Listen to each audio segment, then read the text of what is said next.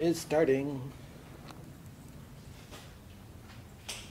Today I don't have my little wireless mic, so hopefully I don't walk away and like drag everything off the table. I have one more question about them, like, cause for the last assignment, we have like Tuesday and Wednesday assignments, and I did design just for one. Okay. Yes, because like it was almost the same, like the invoice stuff.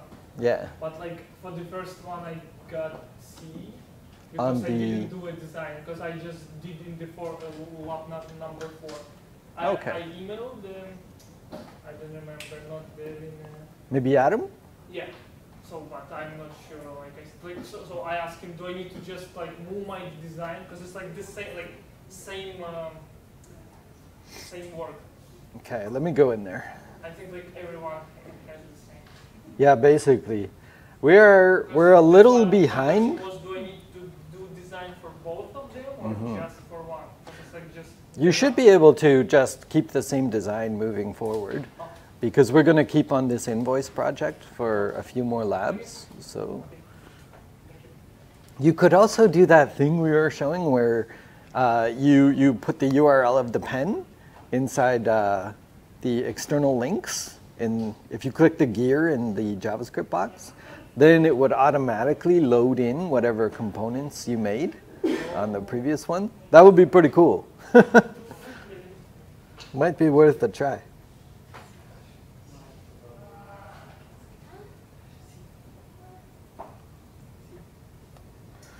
That was your lab 5, Taras? Did you get to see? 3 and 4, I think. Yeah. Oh, 3 and 4. Okay. Let's take a look here.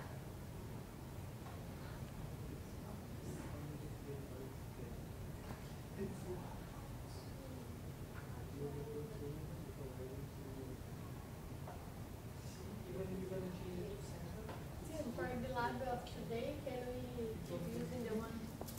From yesterday? Yeah. Yeah, but you should fork it, just so I have a new URL to look at. Ah, okay. I can't just copy the same URL. No, because then it might get confusing.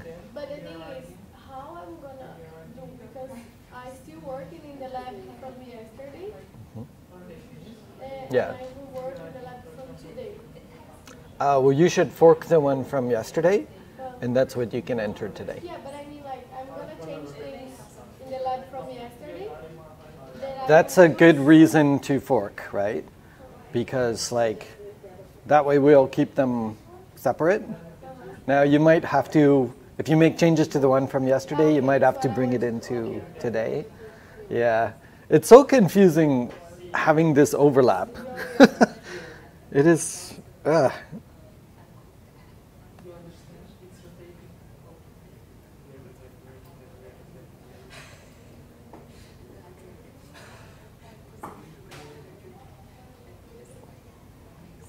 Oh, I see, Taras. Yeah, so Yeah, lab 3. That was my question, like, because I just did in the 4th lab, so like in the far ahead. So Yeah. that's This one here, right? lab number 4, yeah. Yeah. So like, and my question was if I need to like create any other design for every lab. So just like, if yes, okay. Okay.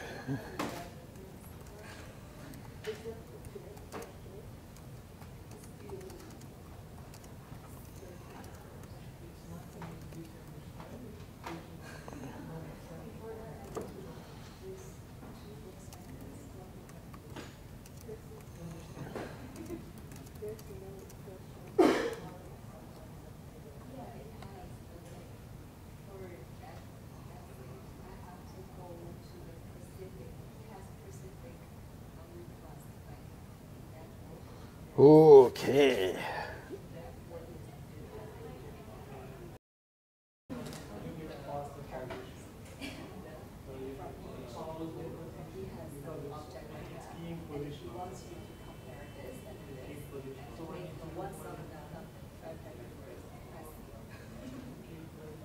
No. Preview. And we've gotten to the point that we have the 2 form fields in here. And we can imagine like we'll probably add some more in here. So last class we saw the way that we can do this is by giving them a name property. So right now, when we hit the little submit button, we are getting all of the values out of here, and each of them is stored by a key that matches the name of the field. So if we wanted, we could put a few more in there, and we can just keep adding to them. We can even remove them, and it won't hurt anything when we go to submit to Firebase, because it's going to use their names to store them. The only thing we have to be a little careful about is we don't repeat the name. If we use the same name for two of these, then we can have a problem, because it will have only the one key but two values, and it might not break, but it definitely won't do what we want. So the only other thing I thought we could look in on the front end here is, what do we do if we want to have something else than an input field? Like maybe a checkbox, right? A simple little checkbox. So, because for me, what I would use a checkbox for is like, is this overdue? Bam. Like, if they're late on that payment and I want to make sure they know about it, I want to have something like a checkbox here. And then over here in the invoice, I could even have it change based on whether that checkbox is turned on. You know, if the bank sends you something and you're late, what color? Red, right? So you can get more attention that way. So let's drop in a little checkbox here, and then from that, you can probably see how to do other things as well, like option boxes. All of these inputs, text areas, text fields, checkboxes, all these things are all inputs, right? And the only way that we tell them apart is by their type attribute. But they don't all use the same property to get their value from. So we're going to make one small little addition into our form, and then I think we'll be able to get it going into Firebase, which will be pretty good. We've been working on that for a couple of labs now. Okay. Sitting here with me today, because no Amrit. I gotta remember to not walk away because I'm tethered today. It's gonna pull my whole computer off. I don't have my wireless, so we'll see how this goes.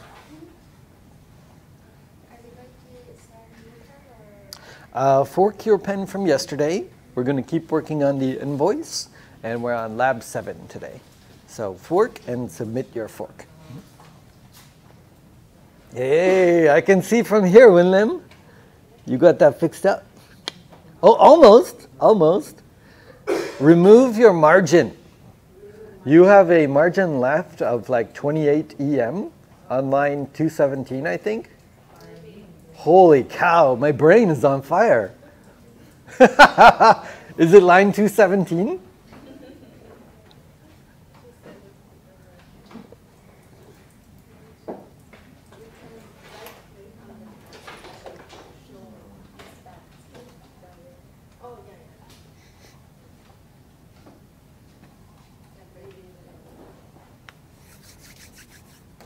All right.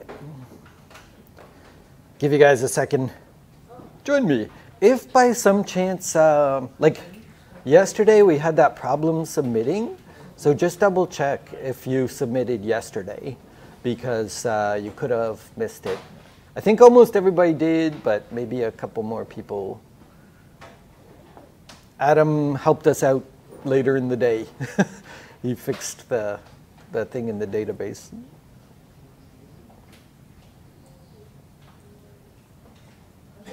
Oh my God. Petra, can you help me?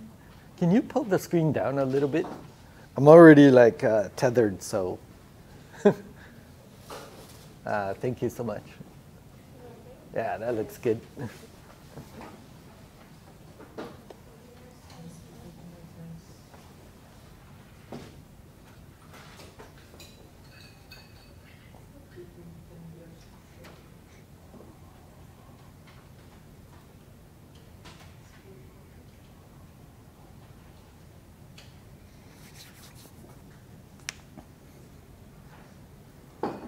Guys ready to rock? Oh, okay. I'll give you a second.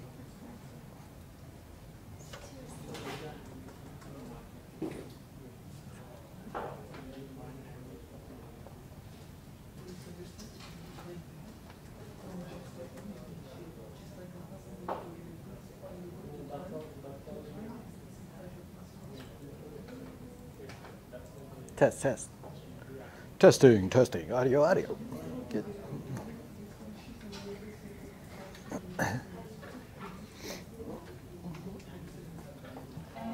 Just while you guys are getting going, today is a very nostalgic day for the web.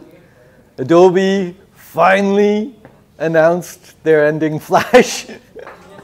I was so shocked to see that. Because I was like, they didn't already do that? I thought they did that so long ago. But no, man, Adobe does not give up. Well, actually, apparently they do give up, but it takes a long time. Why did you bring the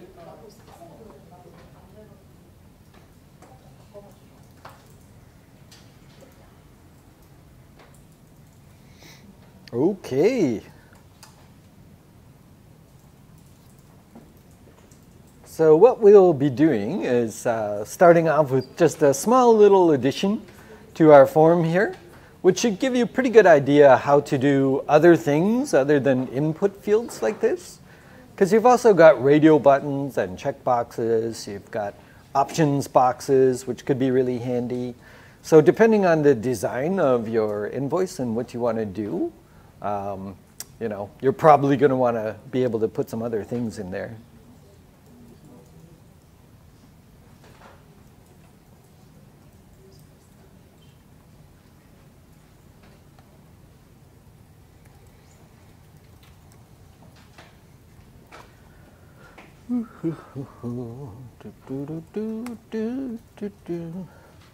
The other thing I will kind of mention just as we're getting rolling here, if you've been keeping an eye on the extra materials and stuff that I have over here, we have been kind of like slowly falling behind a little bit.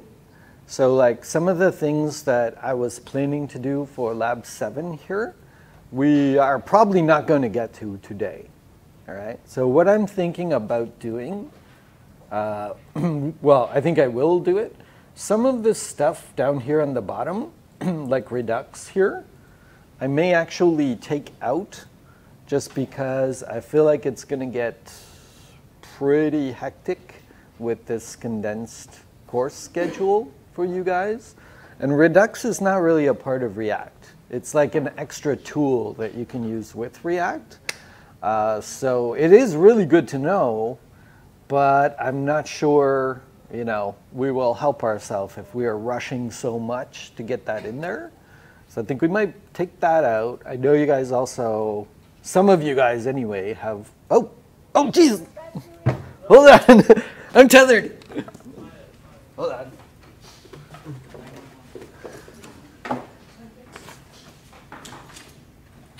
Where's my...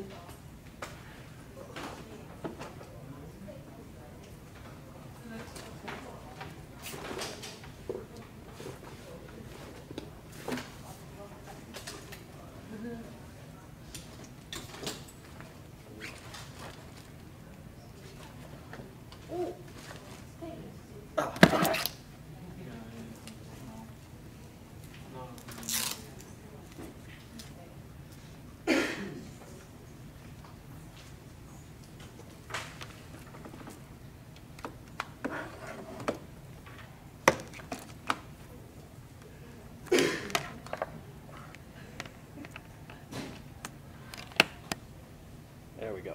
Woo. Okay, back in business. So with Lab 7, we were going to do something called a provider. If you're curious about it, you should definitely look at the link down below here. We've got an authentication example here. because like we could be doing authentication now, which is basically we make a little form for the person to register and log in. And then we can either show content or not show it based on whether they're logged in or not. So kind of like, you know, the same thing we do with Leaflet when you make your account. Definitely I want to show that, but we may not get to it in, like, we're definitely not going to get to it today. But I'm going to get to it. So I think what I might do, just in case you're wondering what's up, is like down here, these Redux 1 and Redux 2, I'm probably going to take out of there. We'll push things down a little bit, take our time a little more with it. React Router, we definitely will keep in there. That is basically how you handle page changes, right? So right now, we're just doing the invoice thing, but we've made a space up top for a menu, which you would probably put a couple more pages in. And the React Router is what will let us do that. So we definitely want to keep that in. This function as child can probably go. It's not something you need. You would use this more if you are working with Redux. You know what I mean? Like they sort of work together. So these are all things that are really good to know and like super useful. But I don't know. I feel like people are still figuring out like how to do the responsive layout and some things like that, and can probably spend their time on those things a little more. So I'm saying like, let's take out stuff that isn't part of the core of React. They are really great, but I think it's better to learn what we know well than try and take too much. What's your guys' thoughts on that? Any, how does that sound? I mean, you guys know what your workload is like, but I'm just saying like we have been a little bit falling behind as we go. Some of it's like I was sick, but some of it is like we are a little bit behind. So I might be a bit ambitious with this. Yeah. I think it sounds good. It's probably better to learn what we need to learn well, and probably pick up things that are, even if they're good, if they're not necessary. Yeah. Our time is limited, so. It's true. We can only do so much in the time we've got. So yeah, I'm thinking that's what I'm going to do. I took all the materials that are in there right now, and I've made a Git repo, and I will share a GitHub repo with you guys, so you can also look at that stuff, and even look in it when you're offline. But I'm thinking this will be good. Then we can spend some good time on the router, and we can also put a little more time into our responsive design. In previous classes that I've done, we've been a little bit more forgiving on the responsive design. This time we are actually, you know, you will probably see comments about it if it's not scaling nicely. So I would rather make sure that stuff is in good shape than get into something like Redux. I didn't do Redux with the last group either. We didn't get to it. I keep hoping to get to it, but I'm thinking it's not going to happen. So, okay, so then we will proceed like that, and we won't freak out if we are not sticking to the letter of the curriculum here. Can one of you guys like get the door there? If somebody else comes though, then you gotta let them in. Okay, so you guys ready to go? Everybody in there? All right, let's do it. So, I was mentioning that a checkbox is just another input type. Now we've already got a styled component here for inputs. Let's see. Do a quick little search for input. So right here we've got this one called input field, and it's already a styled component. And the only thing it's doing is like setting its width to 100%. So we can actually, since we've already got this, we can actually use it for the checkbox as well, which will be pretty handy. So let's get started a new component, and we'll just call it checkbox.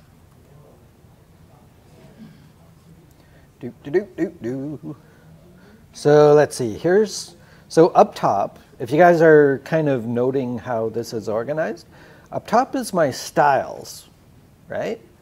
And then right underneath, I use those styles inside of other components. So that's kind of how you do it. Like you make your style, then you use it inside of another stateless component, and then those guys get used in your smart components. See how that works? So you kind of like break it down step by step. Now what I'm saying is we can skip step 1 because we've already got a styled input. So instead, maybe right above where my submit is here, I can make a new one. So let's go and make a checkbox.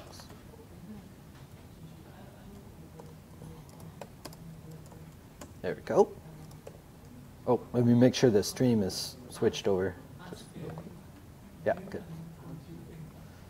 Okay, so by now you guys are old pros at making these particular components, right?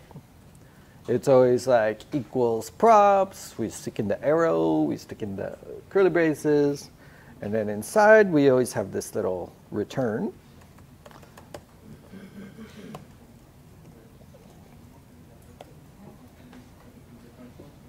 So this is what I was mentioning. Inside of this new component we're making, that's where we use our styled component, which for me, I called it the input field.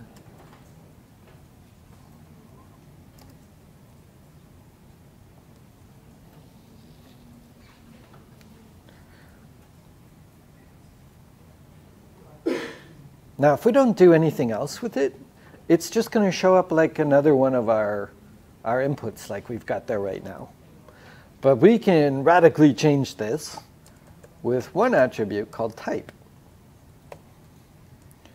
which we use to set it to checkbox.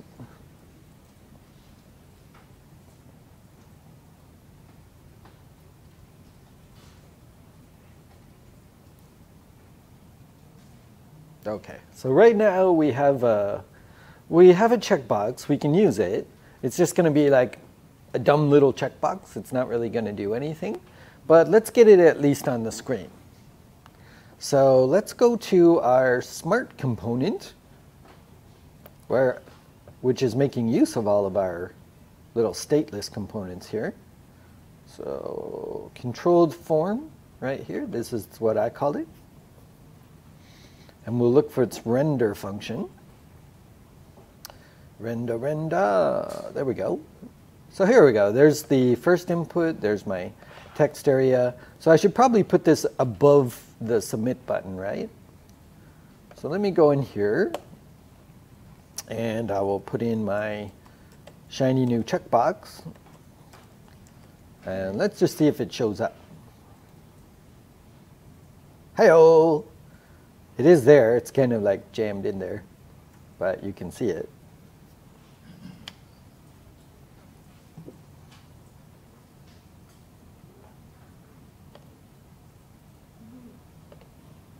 So far, so good, right? Guys see it showing up?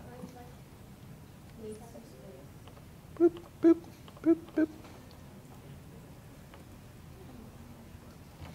If we want to make sure that we can notice it here and we want to maybe put some space around it and align it and things like that, probably what we want to do is put it inside of another element that we can apply our styling to, right? So here's what I mean. Let me just start with like a div here, and I'll wrap the div around the checkbox.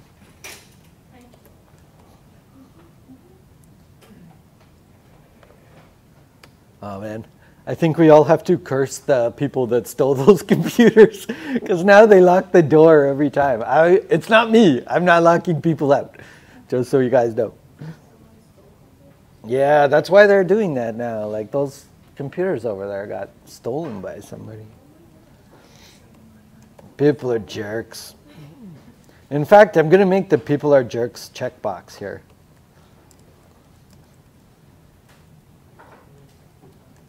There we go. So we can check this if people are jerks now. I will change it.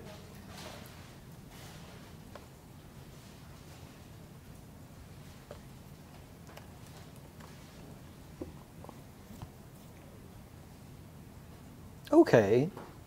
So who can tell me, like, my paragraph in my checkbox here, if I want to, right now, they're stacking on top of each other, aren't they? If I right-click on here and we look in the inspector, then you see that? They're stacking on top of each other. If I want to get them side by side, what could I do? Yes. Yes, I love it. So like memorize for yourself that flex box, right? So we made a little styled component called row in the previous example. So I'm going to do that again so I can get these guys side by side here. It's always about, like right now, everything's stacked on top of each other, which is column. And if I want to put some things inside there side by side, I need to stick a row inside my column layout. Yeah. So let's give it a try. I'm going to make another styled component. I could copy it from my other project, but it's probably just as easy to make it. So I will say const row equals styled. You got a few options. You can go div. You could go section. But I think maybe div is better for something like this. And then in here, I will say display. But I'm just wondering, we already have a row, right? I do not. You might, but I don't have one yet. You have the, Do I? Do I have a row? the upper the column. Oh, really? Oh, I must. Where is it? Oh, there it is right there. Ha ha ha. You are correct. Well, good eye. I thought I didn't have it. Okay, so let me get rid of this new one I'm making, and I'll just use the one I got. Okay, so let's see. I'm going to replace the div with a row. Ba-ba. Row. There we go. And there they are, side by side. So probably needs a little bit of work with padding and stuff, but so far so good. Okay, so it's in there, but it's not really functional yet, right? Let's, for instance, if I go to my onChange here, see how I've got console logs in my onChange, but if I bring up my console, when I type in here, I can see it. Same here, but when I click on the checkbox, there's nothing happening. Do you know why? What should my next step be here? There's a couple different ways you could do this, but what do I need to do here? Well, let's take a look at the ones we have right now. So right down here, we've got a couple of extra properties in here, don't we? We've got a name property in this input. We've also got this action. And then right here, what does this do? Who can tell me what this one I'm highlighting does right here?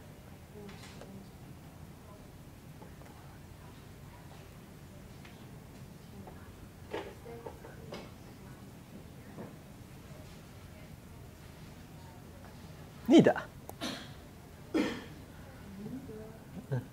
Take a stab at it.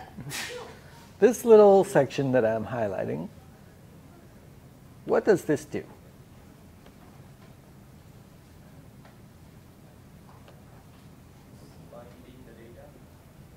It is doing a binding, yeah. Every key down. Yeah. You're on the right path there. But stop stealing Nita's thoughts, Paresh, okay? Sorry, Nita, you didn't have any time there. No, you are right. If we look in it step by step here, this refers to the class itself, the entire class. So then we're saying onChange, bind to this. So this onChange is actually our function right up here.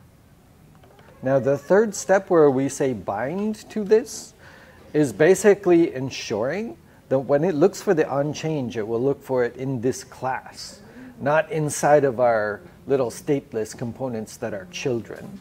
It makes it know that it has to go one step up the chain to look inside the parent for that onChange.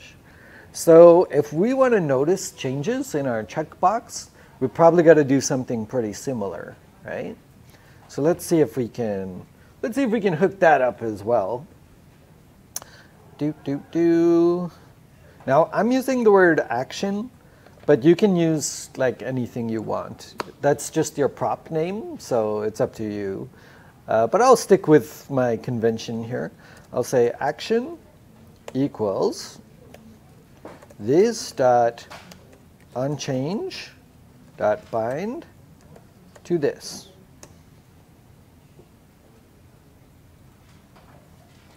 Now when we give our checkbox that prop, like it will receive it, but right now it's not doing anything with it, is it? You know, we're saying like, hey, you know, here's my function, you can use it, but right now the checkbox isn't doing anything with that yet. So we will have to go back to our checkbox and make another little update there.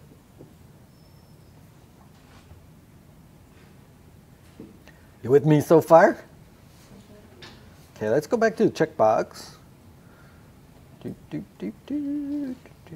Checkbox. Right here. Okay, so now he's got another property he can use, similar to the input. See how there's like an onChange listener for our input? Well, a checkbox is actually just another input, really. So we can actually do the exact same thing. We can even like copy this guy. Go back to our checkbox, and we're going to stick it in as an attribute. Now, if you want to make things easier to read, you can put line breaks in here. If I'm going to have a lot of attributes, I like to do that. And then it's good practice to make sure there's a space before your like, little closey slash there.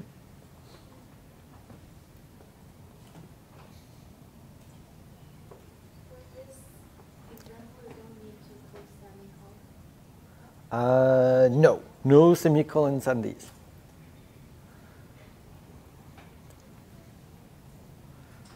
Now, I'll warn you, like, we're probably breaking something right now. But if we just break something that's good, it means, like, it's hooked up properly. If I go down here and I start doing this checkbox, okay, well, it's not terrible, but it's not totally working, is it? Watch my console there, and when I click it, the form is changing, it knows, but it just keeps saying on. It doesn't know whether I'm like checking it or unchecking it, it only knows about the change. So we're not quite done yet.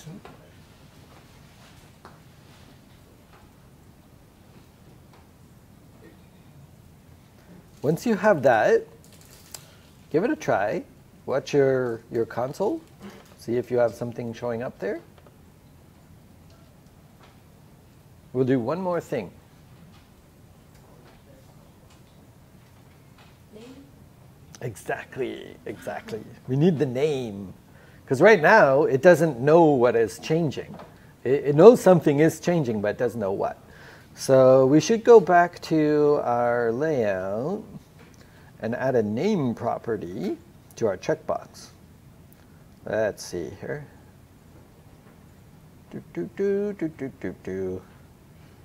Yeah, he's got the action, but he needs a name.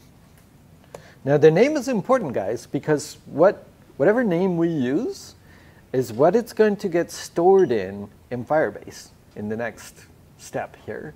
So choose carefully, because like you'll be using it a lot.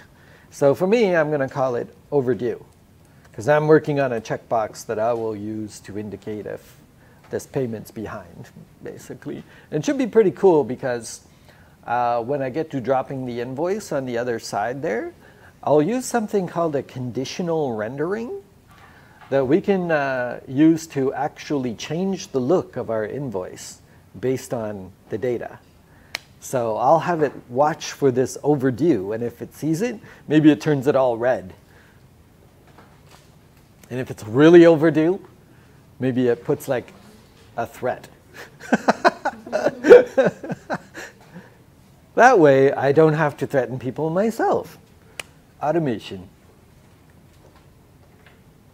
Okay, let me try clicking again. Hey, why is it not working?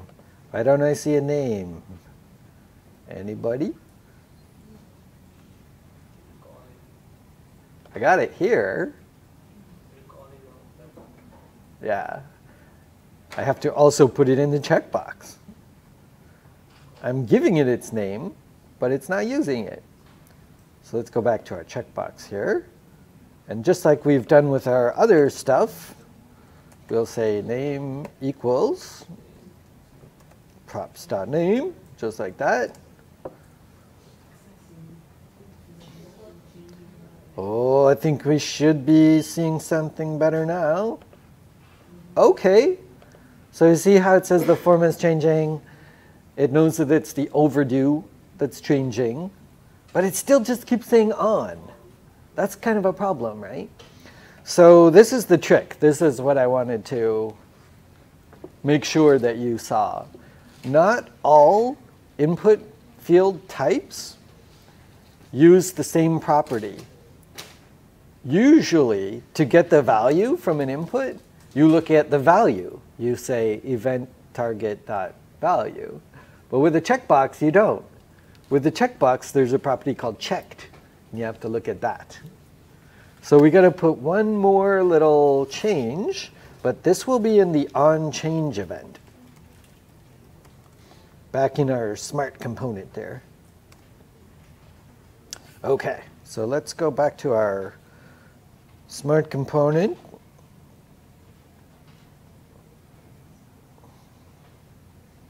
And here we are in the onChange. So right here, when we try to do this set state, it's this second part that's going to have the problem. Because the value property of a checkbox is always shows on. And that's not what we want. So we'll do one little thing before we try to store it in memory. Here's what it'll look like. Going to make a little new variable using a const. I'm calling it value equals. Now bear with me for a second here. I'm going to use this little format. We've seen it a couple of times. It's called the ternary operator. And I'll talk about it in 1 second here, but just follow with me for a moment. So we're going to say event target type equals checkbox. So right here, we're testing if the target of the change, if its type is checkbox, right? Then we'll use the event target checked. Otherwise, use the event target value. So what have we done here? Let me put a little code note. Check to see if the change event came from a checkbox. If so, use the checked property.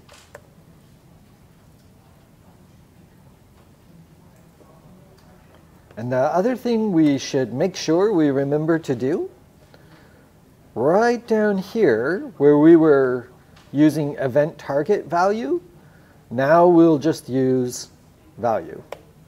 This little variable we just made here. Right below there, when you're calling set state, yeah. So here's how it works, guys. We're making our variable, we're calling it value, and we're saying, we are using a little inline conditional here. So see where it says event.target.type equals checkbox?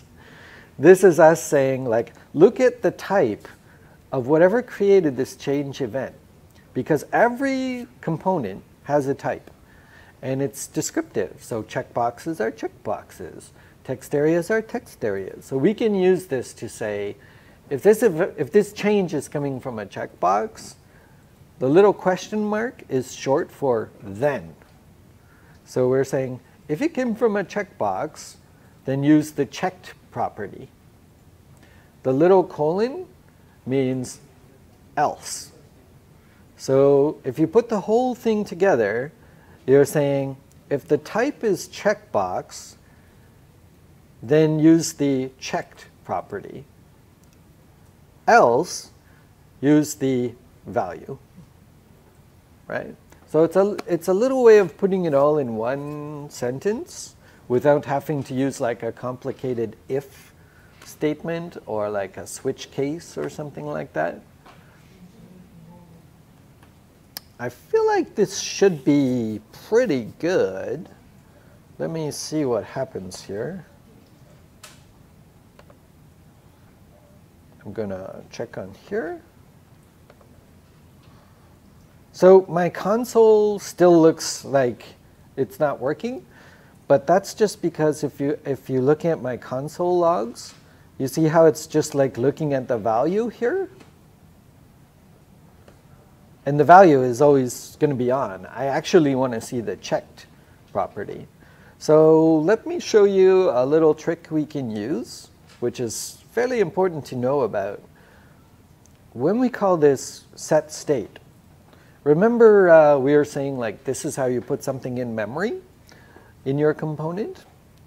Well, if you put a little comma after whatever you put in memory, you can write a little function that will get called when it's finished putting it in memory. So we can use that and put a little console log in there, and then every time its memory changes, we'll see it and we can see what's in the memory. So it's a really nice little trick for debugging. So it'll look like this.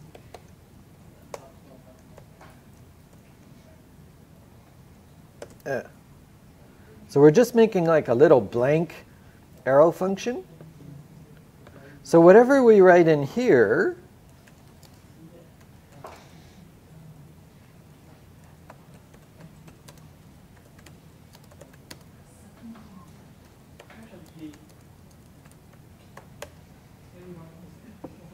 whatever we put in here will get called automatically as soon as it's finished putting it in memory. Now, that's actually going to be important for us later on, because with React, there's no guarantee when you call set state that it will instantly go in memory. There can actually be a tiny, tiny like milliseconds delay, but if you are counting on it being in memory immediately, it can cause a problem for you. So later on, we will see how we can make use of this. But right now, we can make some good use out of it just to make sure that the information is OK. So throw a console log in there. And we're going to look at this dot state. OK. So if I'm keeping an eye out for that, then when I click on my checkbox, hey, look at that. See my little object? Overdue is now true. And if I uncheck it, overdue is false. Eh? You're loving it, right? Isn't that good? Now you can also see it when you type in here. So see that object on the bottom there? I can't walk to the front, so you'll just have to keep an eye on it. But you see how it's like, it has the overdue property, it has the headline.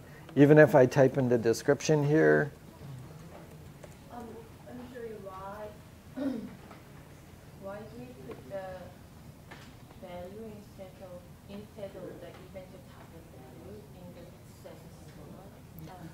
Say that one more time.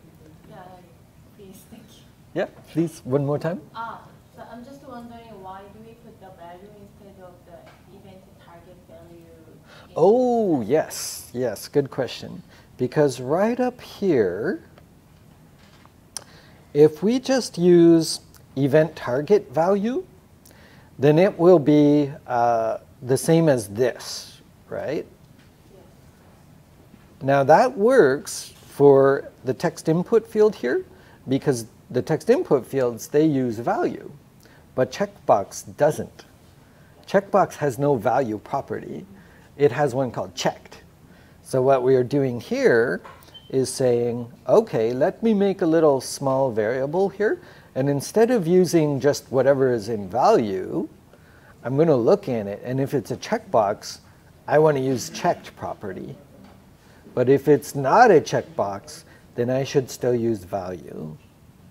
So what we're left with is the true property we should be using, whether it's a checkbox or an input box or something else. So then down here, we switch it to use the true value. Yeah, I could have used a different, like maybe here I could have said like result, and then I could have used result here. Yeah, because it's just a little temporary variable we're making. Sort of make sense? Yes. Okay, good. All right, so like now that I've got this console log down here, why don't I just get rid of it? Because my console is getting really full. I can just get rid of these console logs up here.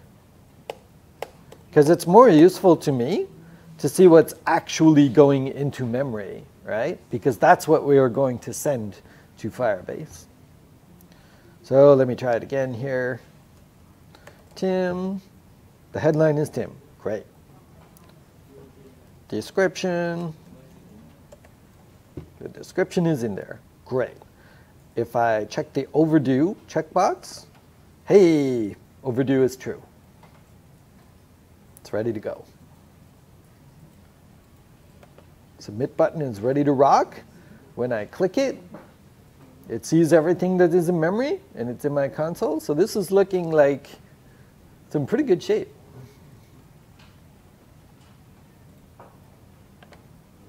Oh, debugs. Let's get into the debug action.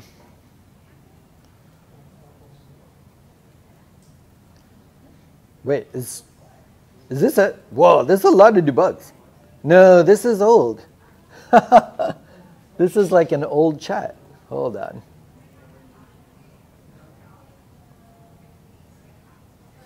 Did I open up the wrong?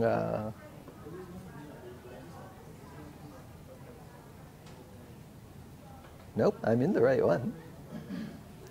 I guess because I forked it. It must keep the chat history when you fork a shared session. Anybody from today want me to take a look? All right. So let's take a look at Molly here, see what we got. Okay, let's see. So I'll bring up my console. Let's take a little look here. We do have a checkbox there. That looks good. Are we getting our events here? Oh, value is not defined. Okay, I think I know what this is. I think you might have not put the const value in there. Let's check it out. You see it?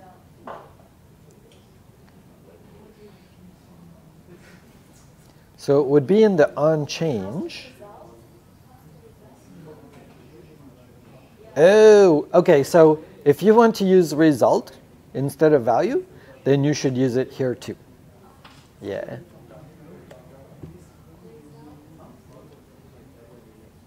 That's probably what it is.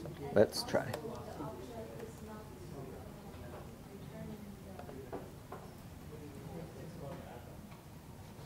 I cannot quite hear you.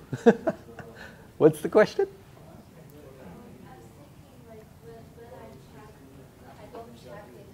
It doesn't show in Okay. Okay, let's take a look.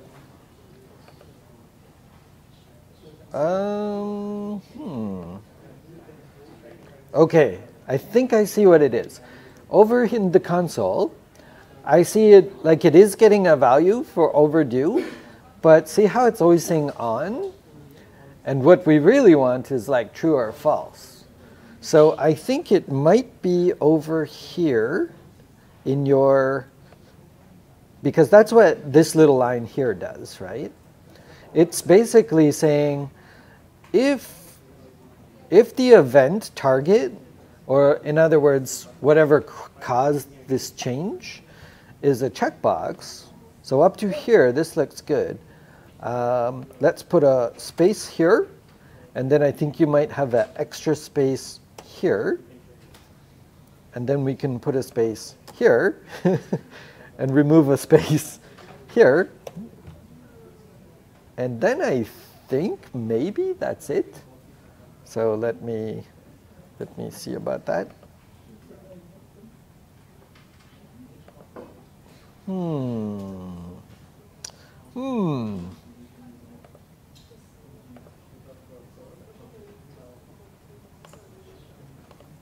What am I missing?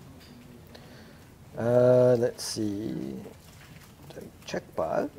Oh, I think this capital B should be a lowercase b. Yeah. Unfortunately, they didn't obey their own rules. You're doing it the right way, but unfortunately the people that made HTML did not. So I think it wants a lowercase b in checkbox. Oh yeah? Oh, it is for me? Yeah. See how I'm getting true and false? Woo! Point Tim. So I changed this to lowercase b, and then I basically just removed a couple of spaces in your line 119. And then I think it's good. That's good? All right. Let's take a look. All right, let's see Nida. Oh, you good? Nice, nice. Excellent. Hey, this is looking pretty good. Oh, that's a hell of a submit button, though. You got it? Okay, let's take a look at, let's take a look. Let's see. That's good. Excellent. Excellent. You just don't want people missing that, eh? Let's take a look at Nari's. I'm just wondering, in the console, when I check the checkbox, then there is the on. Okay. That is similar to what Molly was seeing. So maybe it's, actually, no, I think you're good. I'm seeing true and false. The on is a true or false? Yeah. So that looks good. Let me check the this one here. Yeah, that looks good. And then here, that looks good. So you've got 3 properties there, and the checkbox should always provide you a true or false. It's check true or check false. So when I change it, now I'm getting true. Yeah. So I think it looks good. I think you're okay. But I didn't set up this message with the on. Oh, I'm guessing that's just another console log you've got in here. Let's take a look at the on change.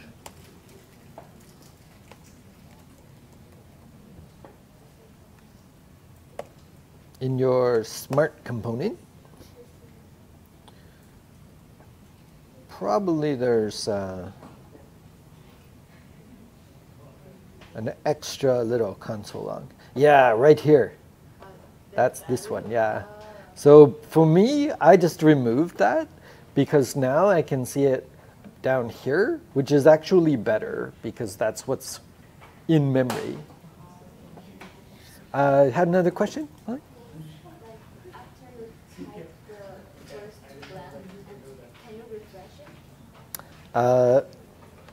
So just like refresh the page? Yes. Mm-hmm. You type in the words that uncheck and then you hit submit. There's no value for it. Oh, okay. So type here first. Is that it? And then hit the check? Or don't hit the check? And then submit? Ah. Oh, somebody's ahead of me. You've got now he has the add articles already in there. So let me do it in mine and let's test it. So I'll type here and then I go, here, let me bring this up, and then submit. Which is true, right? Because like, I didn't really, I haven't done anything with the checkbox. So I think probably rather than trying to put in code to make it false, probably the better thing to do is when we create our invoice, we look in it whether it's true, you know? So then if it has no value, then we assume it's false. That's probably going to be the best way, I would say. That's a very good question, though. I like that. All right. Man, feels pretty good. I think this is working all right. Why don't we get it in Firebase, you know?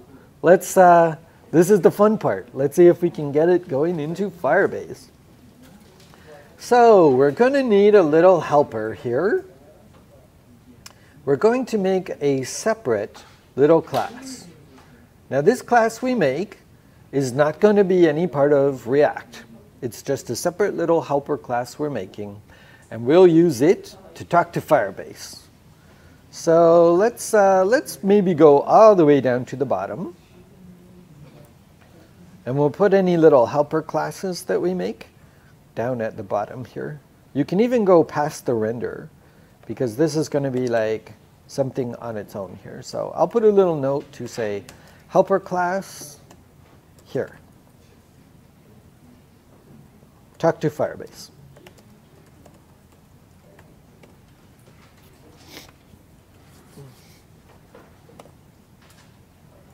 All right.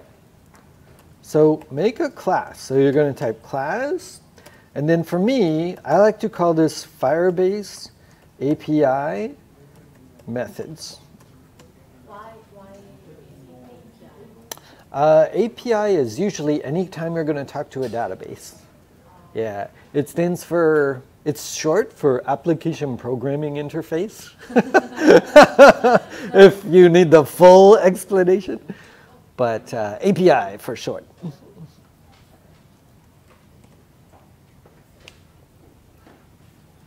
I mean, anytime you're talking to programmers, just say API, like whenever you can.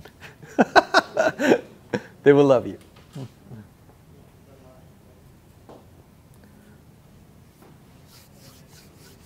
Okay, so you'll notice something a little different with this class, guys. We didn't do the extends React component because we're not actually making a component here. We're just making a simple little class that we'll use to talk to Firebase. So this class we're creating now will be used by our components.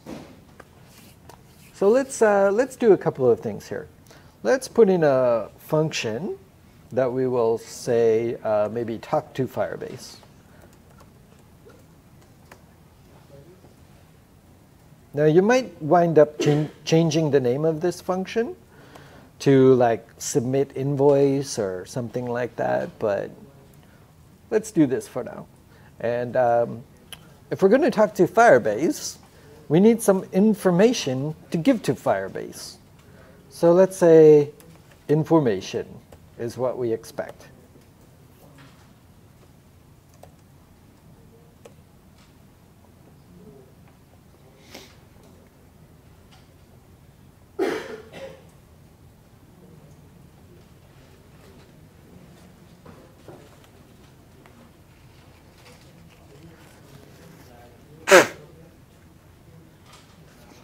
So you guys know how I like to do before anything else, I usually console log, you know, because like I want to test this before I actually send it into Firebase. Because if it's all screwed up and I send it into Firebase, maybe I just made a big problem for myself. So before I do anything else, let me put a console log in here. And I'll put a little note for myself, talk to Firebase. And maybe I can put a second console log that will let me look at the information.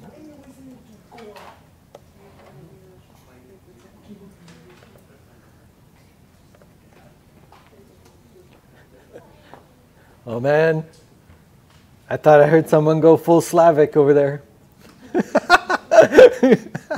He's losing it. He's cracking under the pressure.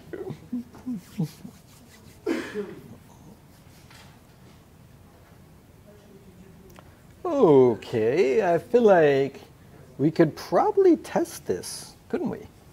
Let's go back to the onSubmit that we created, because that is where we're going to want to use this thing. Okay, so let's head back to our smart component. And, oh, for me, I called it onSend. But you could call it whatever you want. So inside of your onSend, you're going to create a new instance of that Firebase API you just created. Here's how we would do it. Pretty standard. We say const, and we'll make a variable. I just call mine API, you know. And then we say new, and then whatever we called it. So for me, it's Firebase API methods. And you must put a round brackets on there. Now once you do that, you can actually call the function in that class. So what did we call our function? Was it, I think it was like talk to Firebase? Let's see. Talk to Firebase? Yeah, talk to Firebase. So let's give it a try. So we'll say API, talk to Firebase. Do you know why I called it talk to Firebase? Yes. Yeah. No trick. That is 100% correct. But here's where the interesting stuff comes in, guys. Try this out. Say this dot state. You know what this dot state is? It's everything that's in memory. Right? So as those changes are happening, and we're calling set state, we've been putting the information into memory.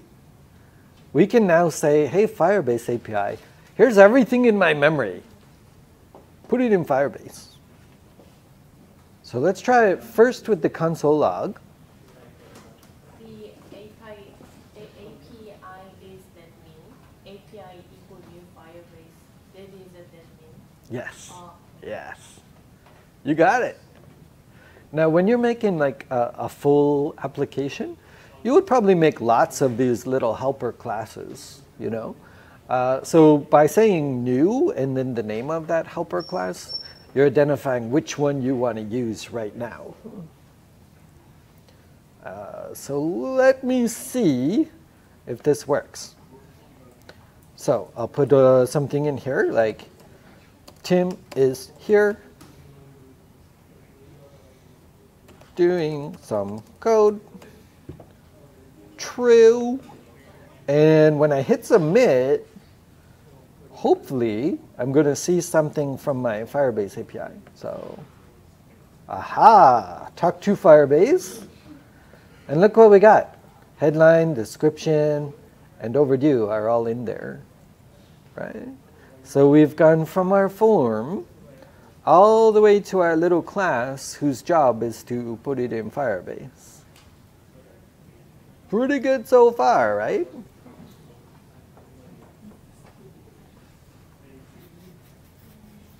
So here's what I would suggest.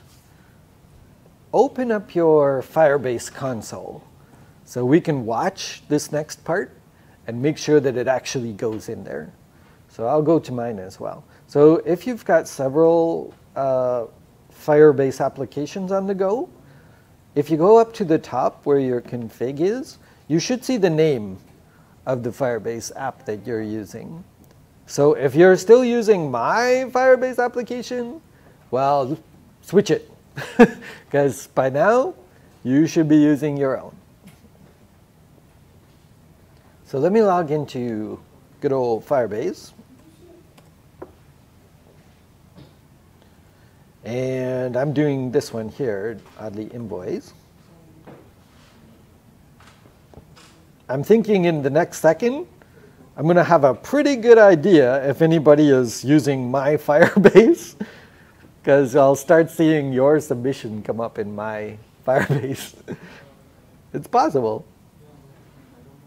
So I'm just going to kind of keep this open for a second. In fact, I think somebody is using my Firebase because all my data is gone. Somebody deleted all my stuff. That's okay. That's fine. I don't have anything important in here. So let me head back and let me see if I can actually submit this now. So we'll go back down to our Firebase API, which is right at the bottom. We've got our Talk to Firebase.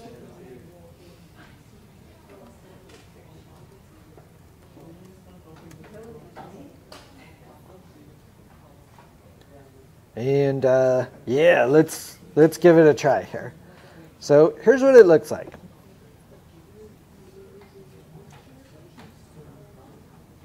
You are going to open up the Firebase connection, just like this. And you're going to say that you want to connect to the database. Now, the reason why we have to do this, in case you're curious, if you take a quick look here, Firebase has lots of stuff. They've also got storage and hosting. This new thing called functions is so cool. We're using that right now. But it's the database we want to talk to. So the second little thing we do here is say, OK, let me talk to the database, not the other stuff you have. And once the database is open, let me talk to the root of the database, which we call the ref. And then let me talk to the child. So this is where we get to specify what collection in the database we want to use. So for me, why don't I call this invoices? You know, makes sense, right?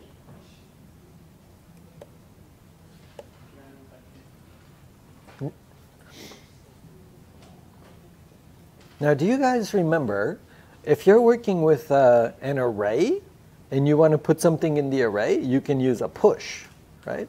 So Firebase actually has the same. You can use a push to put something new into it. OK. I think I can probably just push all the information in there.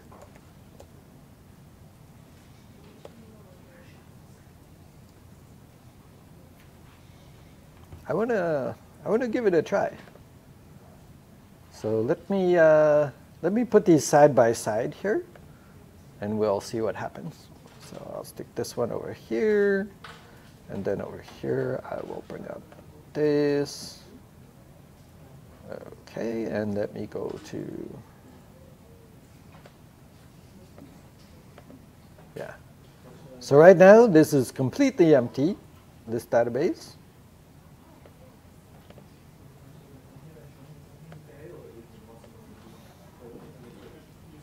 Let me close this console a little bit. So, okay, this is exciting. Let's see what happens. I feel like I have a bug. I don't know, so I'm not getting my hopes up. But let's give it a try. So it's going to be Tim bot. overdue. And I'll clear this so I can see what shows in my console. I'll try submit. Oh my God. I can't believe it. I didn't have a bug.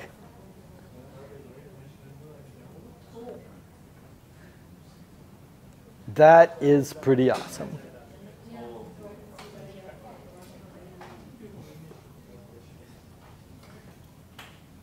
Let's make sure you can get your thing into Firebase, okay?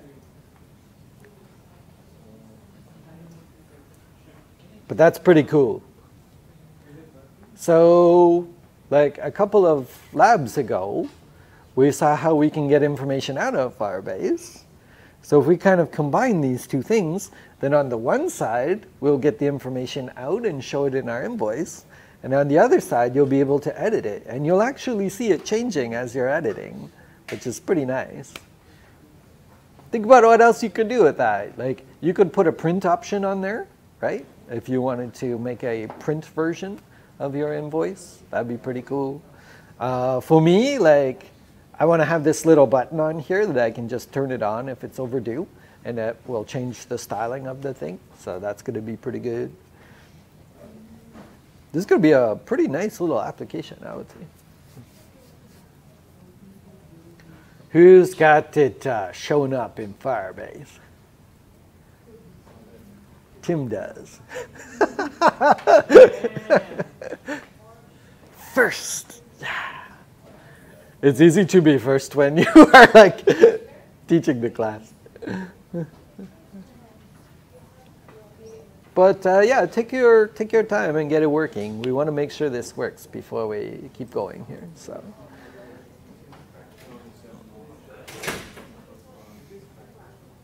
So what would you need to do?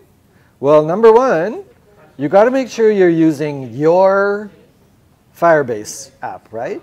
So right at the top here, this little chunk right up here, you guys remember where you get that? You go back to the home area. So back up here, and you've got this little add Firebase to your web app. Okay? So you click on that, and it will give you everything you need. So you're looking to copy just this little chunk here. Okay? Because otherwise you will be trying to talk to my Firebase, and it won't show up in yours. Once you have that, you're going to replace right in here with your configuration. And then you should be talking to your Firebase.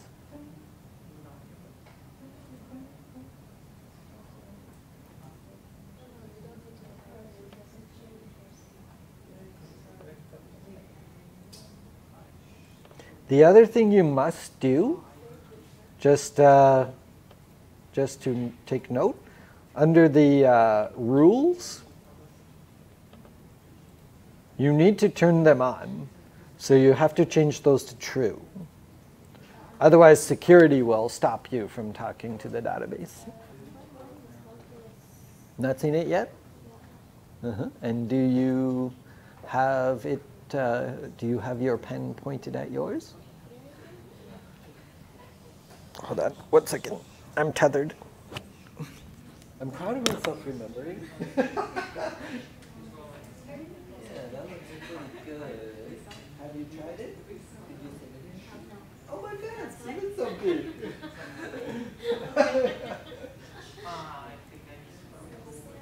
Did you submit? So let's open your console.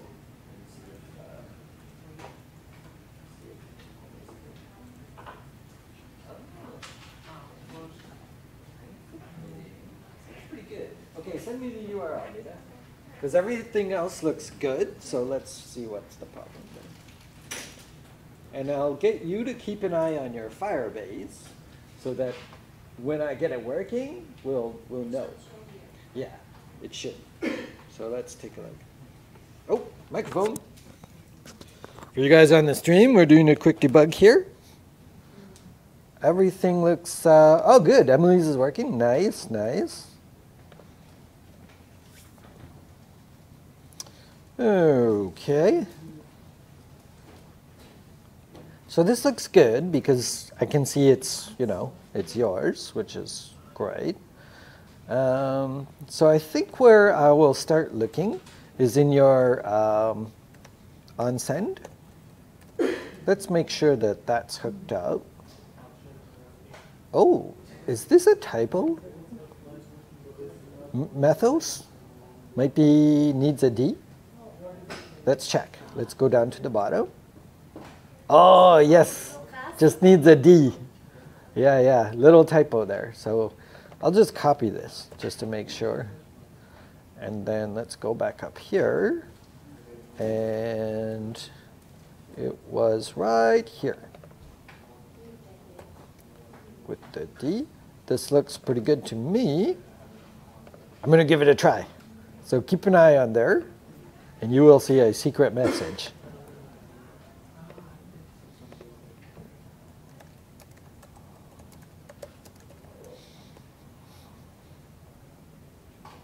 True. Anything? Oh, let me check my console. What did I miss here? Oh, permission denied. Do you see that right here, Nita? In my console, it says permission denied. So that means that you haven't turned on write access in your database. So click on the rules tab up top there. Nope, nope. Right, nope, nope. See in the blue? Nope. Above? Nope, in the blue? Yeah, no, yeah, keep going right. Go down, go left. See rules? Yeah, there you go. Yeah, yeah, yeah. I was looking for that. So see those little ones? You want to make those like, just like this, yeah. See that true? Yeah. So you can take the whole little thing and just make it true. And then it's going to work. I'm almost positive it's going to work.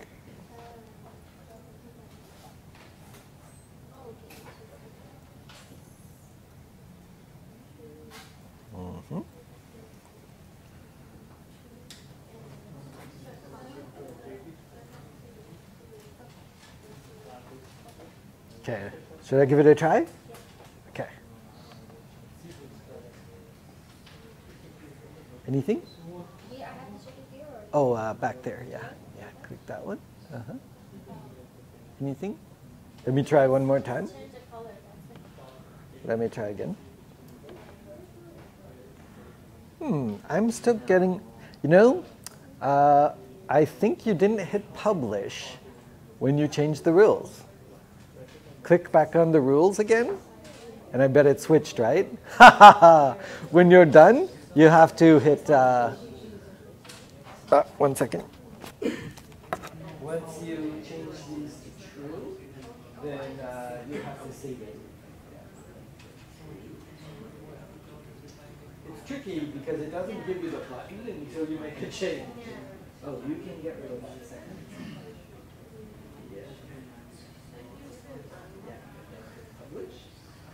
Okay, let's try again.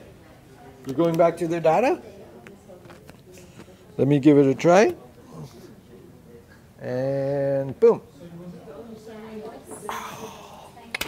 So you just need a D in the line 128.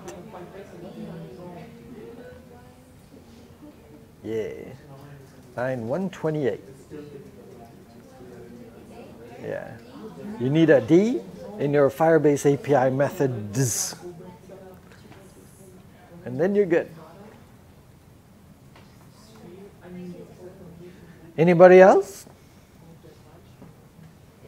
Who's got it? Who can see it showing up in Firebase? Good, good. Maybe I should ask for a quick show of hands. This is just kind of an important part, so I don't want to miss it. Okay. So there's one other option that we can do here. And then we should also probably have a little bit of error checking in here. So just give me 1 second, bring up my note. I have a quick question. Yeah. When I submit my data to Firebase, there is the main category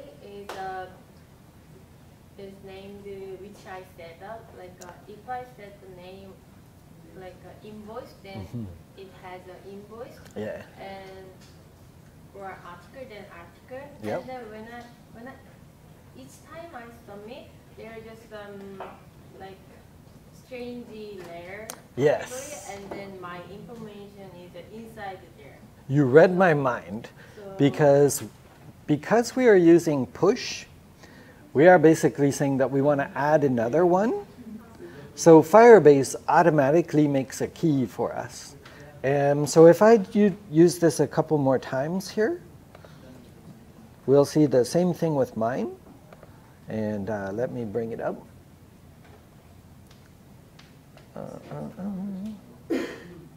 Yeah, so you'll notice like each one of these little keys here are unique. It generates them automatically for us so that we can always have a unique key for each entry. So this is useful if, let's say for instance, we have multiple invoices for one client. What we could do is instead of saying invoices, down here, we could say, you know, the client name, like maybe Sony. so we have to change it every time the name. Yeah, yeah. We could also do it like this now, right? We could keep this invoices, right?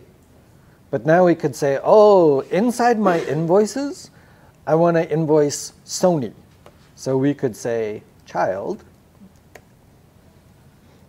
Sony, right? So now we're creating invoices for Sony.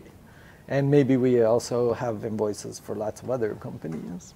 So, and this would work. So let me try it just to check here.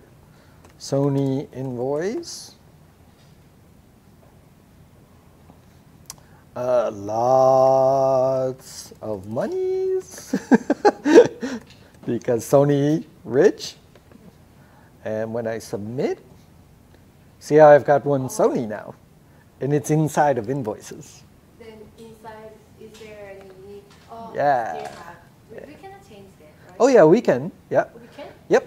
So if we don't want to, if we have just one, right? If we're just putting one thing in, we can, instead of using push, we can use another one called set.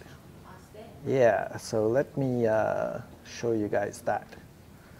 Because that's really handy. Like, let's say you wanted to store maybe some settings for your invoice, like colors or something like that. You don't really want to use push for that. So instead, here, let's try this. We'll say, I'll just call it test. And instead of this push, I will say set. I'm pretty sure this should work, if I remember the syntax. Let's try it.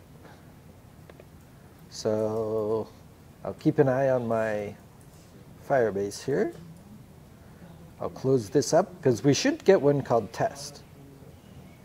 Wow, look at my responsive. Working pretty good. I can get pretty small. Okay, let's give it a try. Testing, description, Drew, submit. Ah, and if I open test, no ID. Yeah, so you can do both. You know, for simplicity, maybe I will use set. Because right now I don't want to make multiple invoices. Probably one is okay for now. So let me use set.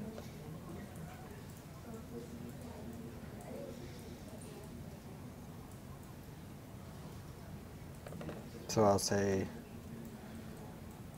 invoice. So from the console of Firebase, you can manually change the information in here. So if you need to, you can just like delete collections, just like this. I'm also going to delete this test I just did. Delete. And let me do it one more time just to make sure we're all good here.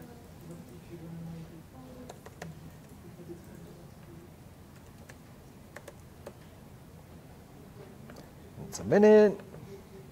And there's my one little invoice that I'm working with. So that's working pretty good.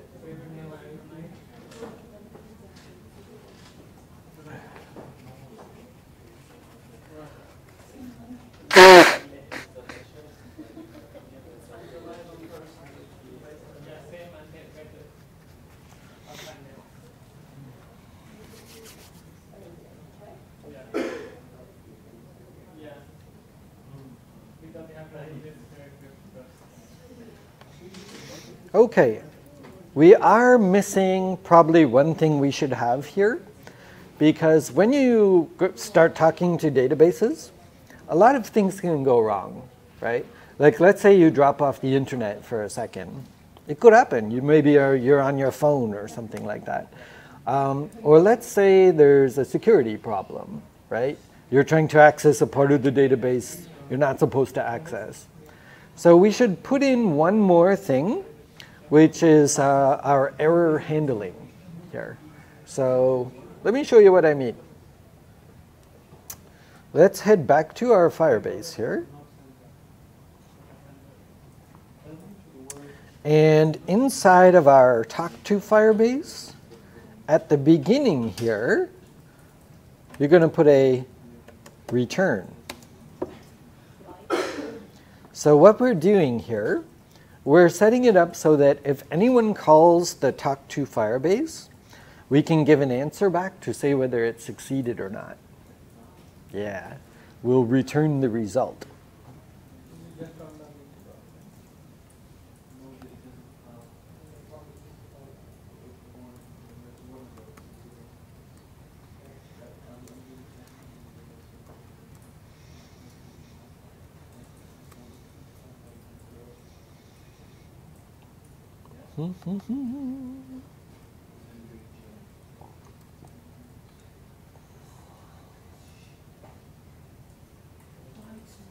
Okay. Now, this will give the information back to the caller, but we need to do something with it. So let's go back to our submit function here, and we'll put in some sweet error checking. So for me, it's line 119 here, where I've said talk to Firebase. We now have the ability to listen for a response. So let me get rid of my little semicolon there.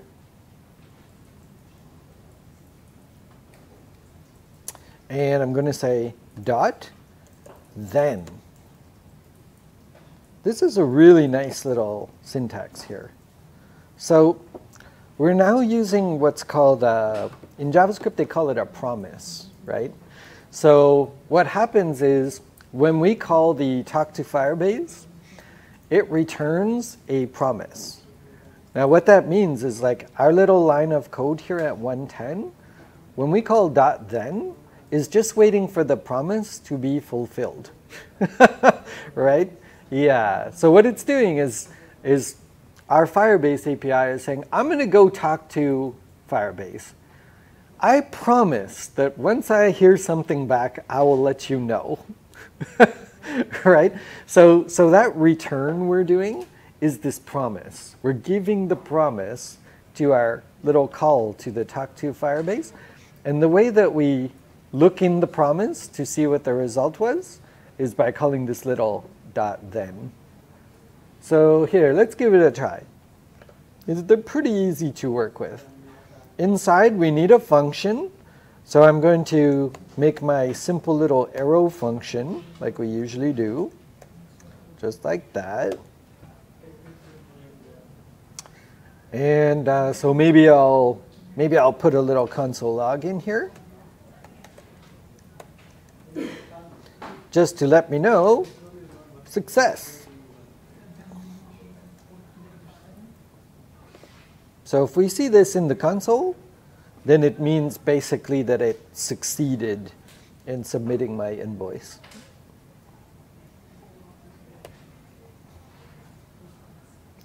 So let me give it a try.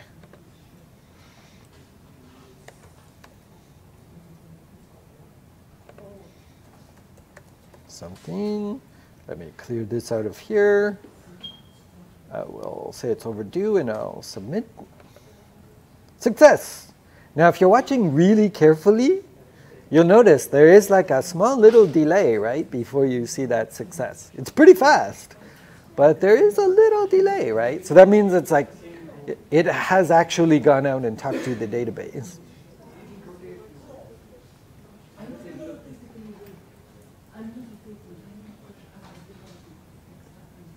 So let me try something, guys. I'm going to actually make it fail, so we can test whether this is working or not. If I go back into Firebase, there's one good way to make it fail for sure, which Nita demonstrated a moment ago. Yeah, we go back to the rules here. And what if I say, no, you're not allowed to write to this database? False. Yeah, give it a try. Let's see what happens if we make it fail. So I'll try submitting again.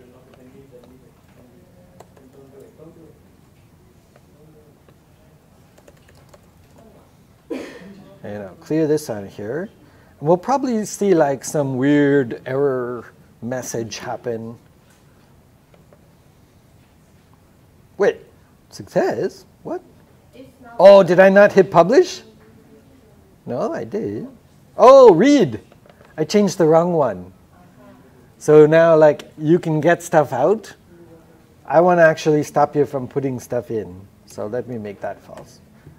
Okay. I was freaking myself out. Let's try it again. So now. Aha! Okay, so look at the little error that we're getting. It says uncaught in promise error. So you see what I'm saying? No matter what, it's going to give us back this promise. But right now, we're only looking if the promise is successful. We're being too optimistic.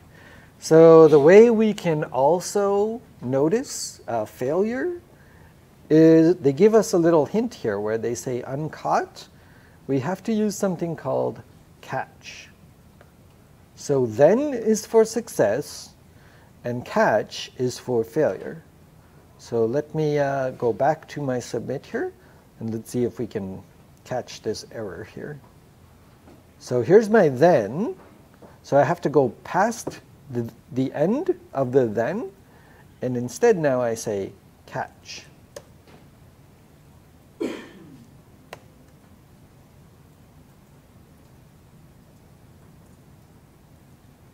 And similarly, we can make a little function here to handle the error. But we get a little bit more information with errors. So in your little round brackets here, you can make a parameter. You can call it anything, but people usually say error or error. And that should give us information about what kind of error has happened.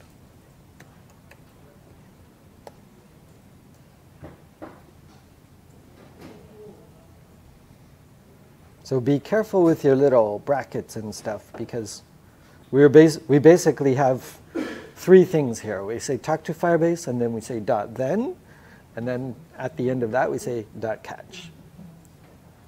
Let me give it a try. Let's see what happens.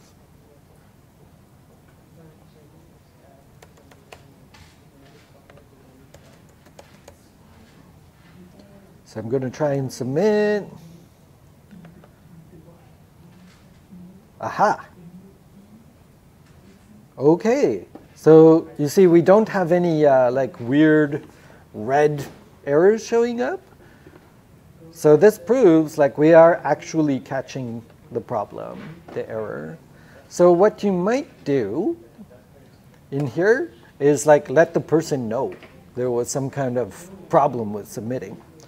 So a really simple way would just be to use an alert.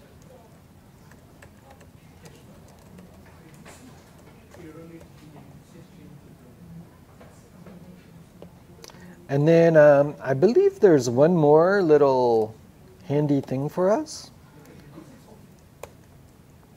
The error object, if I'm remembering correctly, I think it's got a property called message that gives us like a little plain language description of what went wrong.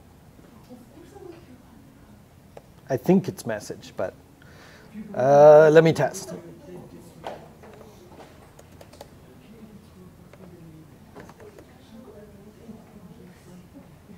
I should probably remove some of my console logs by now. Aha! Pretty good, right? So they even give us like a little small description because like you'll see there's probably like a dozen different errors that can happen. One of them's permission denied, but another one might be like if the service is down, or another one might be you don't have permission. You know, like other people do, but you don't. There's lots of things. So they make it fairly easy for us to describe what went wrong here. Now this is a good API, right? Because we can handle the success, we can handle the failure. So, you know, let's put another one in here for if it succeeded. Now I'm just doing alerts, right? But you can imagine you could do all kinds of cool stuff with this, right? Like maybe have a little checkbox icon show up or something like that. It would be really straightforward to do. Let me save this. I will go back and turn on my permissions again.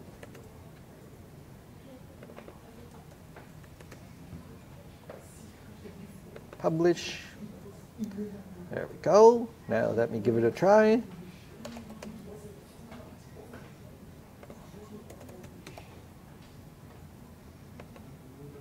Invoice submitted. Beautiful.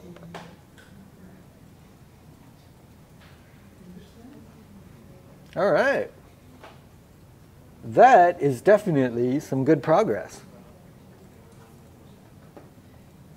I think it's a good time to probably remove some of my console logs. I've got so many of them now. So let me get rid of some of these. We don't need them. It's working. Boop. Clean it up a little bit. Refactor.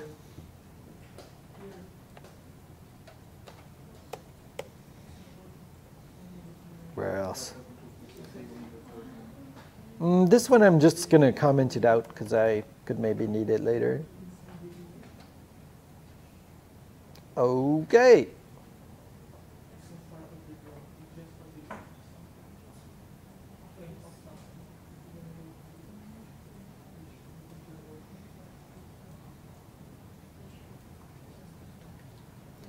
So what do you guys think? You feeling like you could add in a couple of more fields like you would need for your invoice? What's really cool, right, is like since we already made something to load from Firebase in the other example, it might just start showing up in your other lab. That would be so cool, but we'll make it happen. How are we doing on time, guys?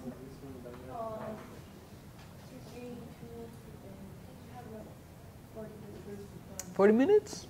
40 minutes is not bad. Why don't I start putting some stuff in to load the information from Firebase, right? That would be pretty good. We could maybe even get it just showing up very simply on the right-hand side here. Let's see what we can do. Let me grab my notes.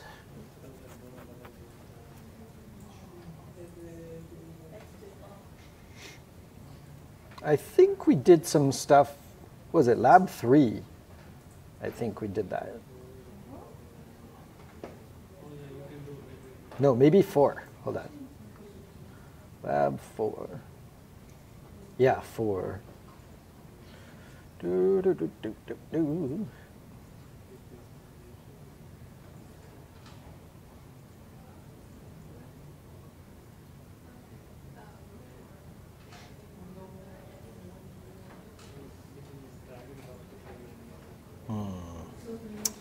Okay.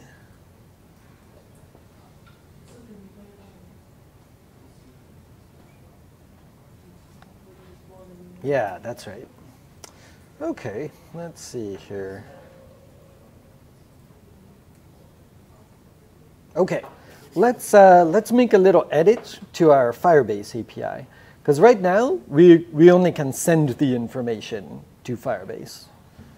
We can add in another thing to get the information. So let's try this. Let's put in a load data.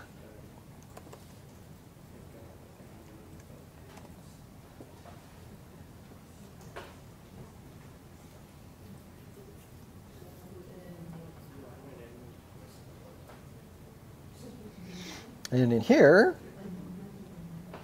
to get the data, we talk to Firebase again.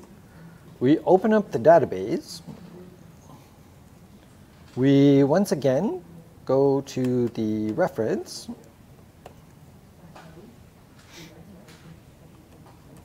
Same path, so we'll go to the child, invoice. But this time we say dot on. Yeah, just like this. And specifically, this one matters. We have to say value. So this is us saying, like, anytime we see the value change for the invoice, this is what I want you to do. So we get the new value. We put it in a variable, usually called snapshot.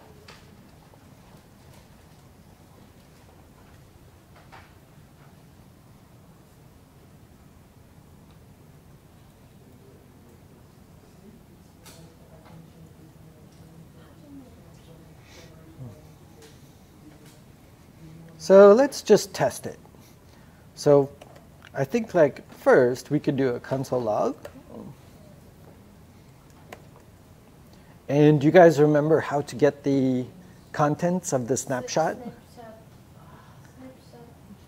Oh, it's right on the tip of her mind. I can tell. Starts with V.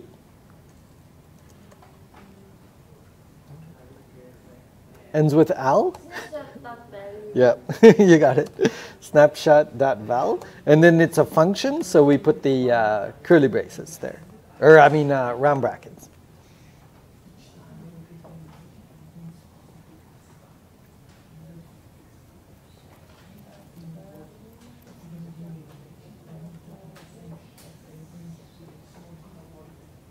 So there's a way that we could test this pretty easily. Let's go back up to our smart component here. And we'll get it to start listening for the changes. And then anytime that we type in an invoice and we submit it, we should see that console log, because that's a change, right? So let's give it a try. Right up here. So here's what I would suggest, guys. Keep it down, guys. Right up here, if you remember, there's another function in the component lifecycle that we can use. It's called the component will mount. Now, this is where you would usually open up the connections to your database. So component will mount right here.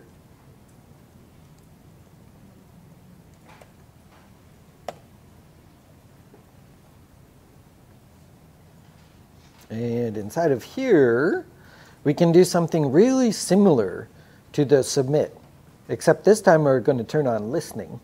So let's see, right here, will we make a new Firebase API methods? We can use that. Let's go up here into our component will mount, put it in here. But this time we're going to say API.load data.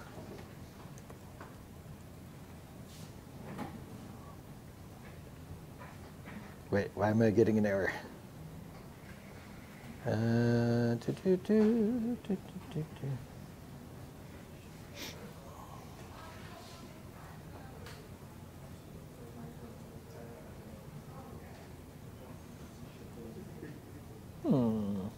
What's this error I'm getting? Component will mount. Looks pretty good. I think it might be okay. The error is the Firebase API method is not a constructor. Ah. Did I typo? You didn't type the constructor. Firebase API methods.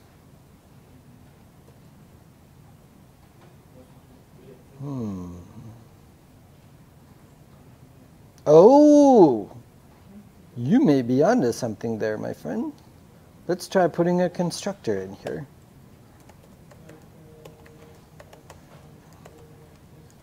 It doesn't really need to do anything, but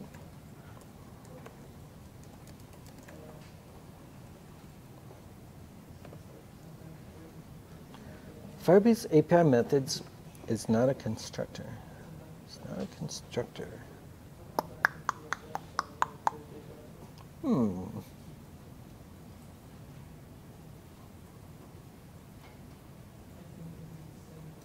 I wonder if it isn't liking my ordering, because this component will mount usually happens before everything else.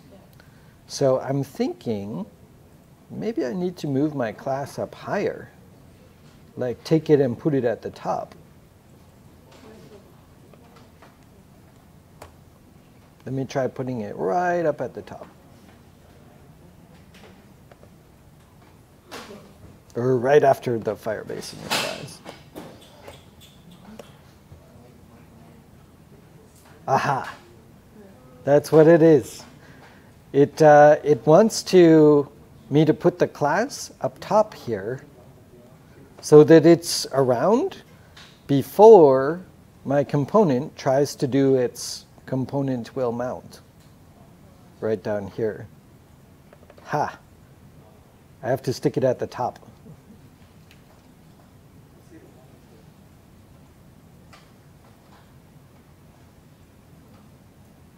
So the only thing I did was move my Firebase API methods class.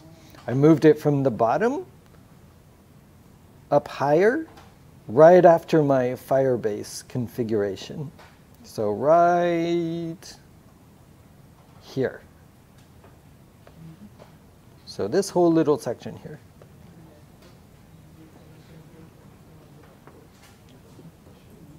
That's interesting. Now watch something, guys. When I save and I refresh, for a second, we'll see my invoice in the console. Watch this. This is neat. Haha! It took a second, but there it is, right? And the reason why is like when we turn on listening for a value in Firebase, it will always give us the value at least one time. Okay? So even though I haven't made a change, it will still give me the value once so that at least I know what it's starting with. This is really handy. Now, if you go ahead and change your invoice in here, you will actually see the change happen in your console. Let's try it. I'll say 0005. something, something, which is overdue. Submit. So here's my success that it's submitted. And in my console, look at that. It automatically knows about the change. You see, when we call in our Firebase API methods here, when we call load data, see how we're saying on value? This on value means like anytime there's a change. So if my invoice ever changes, I will automatically get this console log. Cool, right? It's like turning on a radio. Now we hear anything that happens in there. You want to see something super cool? Of course you do. Let's try this. Keep your eye on my console. And over here, even if I'm not using my own interface, if I go in here and I'm like, change these, see? You see it pop up in my console? Because we've turned it on, right? So it's a little different than the usual database. Once we've turned it on, we can just always hear any changes. We have to have just one invoice in the Firebase. I have a server invoice and server invoice. I would say for simplicity, first let's make it work with one. And then once we've got that, we could do more if we want. And Emily has Emily's the code doesn't work. Oh, okay. Let's check it out.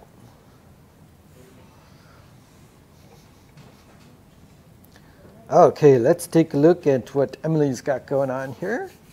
Now, I won't be able to see your Firebase, Emily, but I might get some hints what's going on.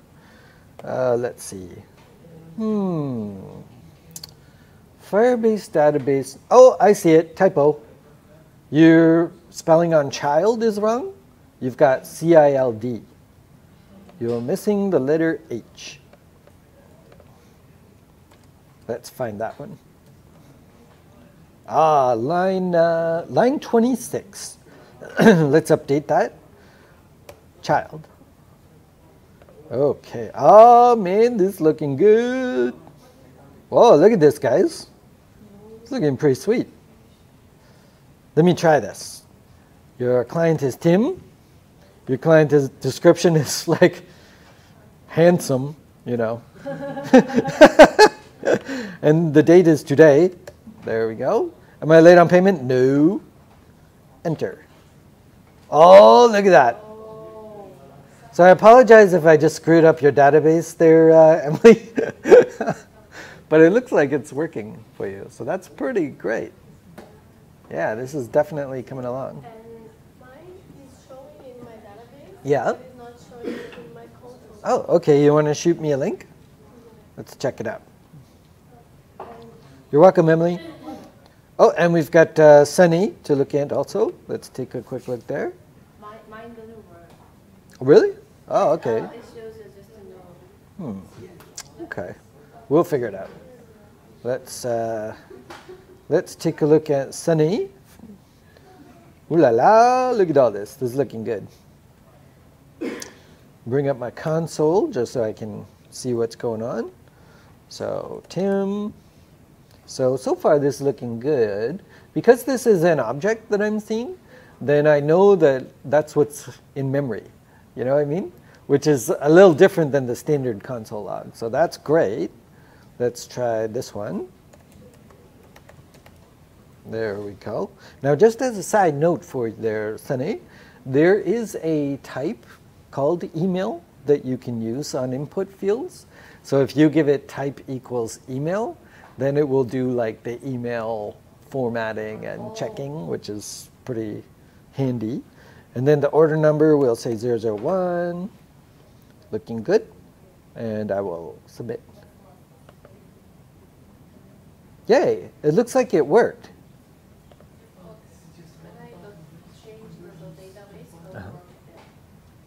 So did you see the one I just did now? Did it show up? Can I see?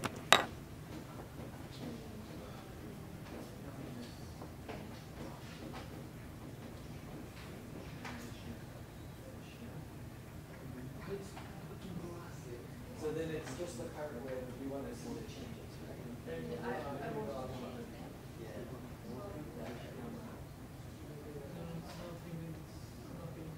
Whoa, you didn't have to change that?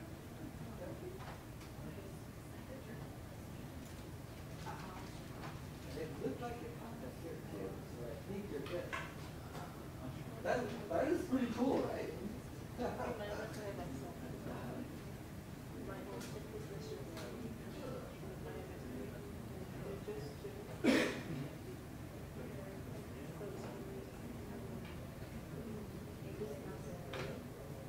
I think it is.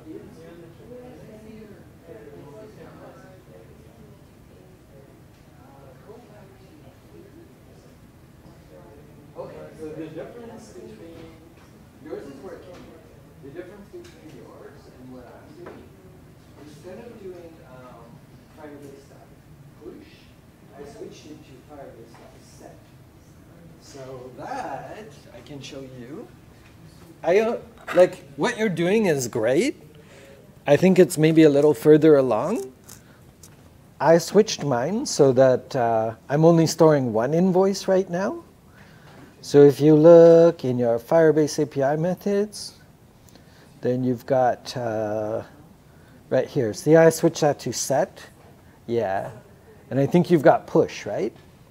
Oh, yeah. So if you switch that to set, then it'll only ever store one invoice for you, which is probably, for right now, is a little bit easier. But I like how you're thinking. Yeah, it's working. Good, good. Okay, let's check out Petra.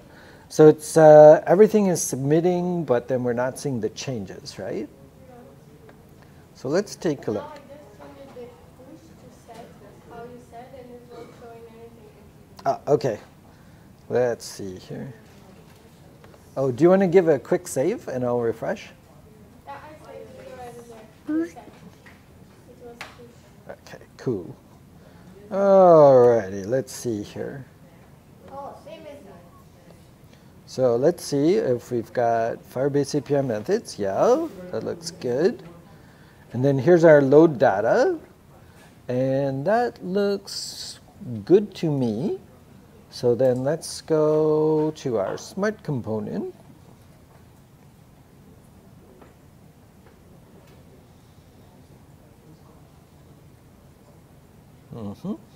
And then this looks good. Component will mount. This looks good too. And then there's our load data. Interesting. Okay, let me try submit one. And let's see what happens.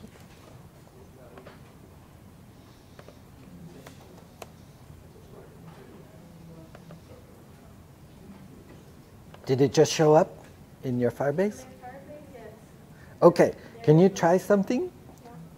Go into your Firebase console and maybe change one of those little properties, and we'll watch for it changing in the console. What in the Firebase? In the root? No, in the data. So whatever I said, like Tim009 or whatever, maybe change one of those, and then press enter, because I want to see if I see the change. And we didn't see it. Let me try this again. So that's working, but okay, let's figure it out. So I think it's probably in the Firebase API methods. Let's take a look.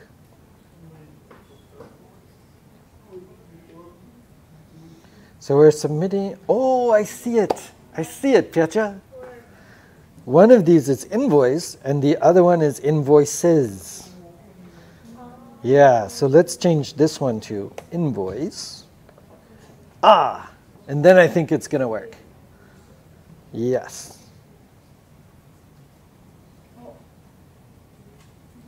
So let me submit one into, oh yeah, I can see it. You just changed it, right? That's pretty cool. Like I can see it at the same time. Yours? Okay, let's check it out. So let's see what No, next. I did. Oh, you're all good? I have the same problem with Peter. Okay. I did. So then let's take a look at Molly. Molly 54.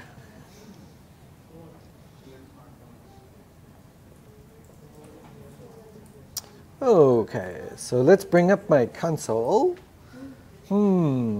This little null is making me wonder, but let me give it a try here. So, do-do-do, do-do-do, do, and do.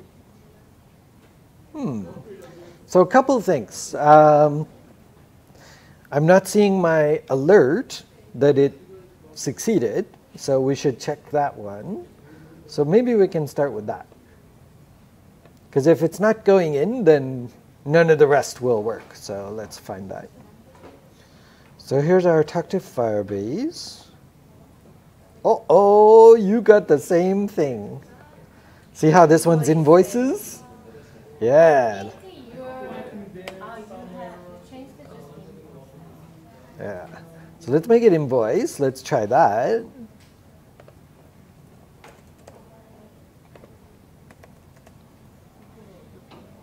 I'm just going to clear this so I can see what happens. Let's see. Something not quite working yet, but we will find it. So let's go to our smart component and see what's going on in there.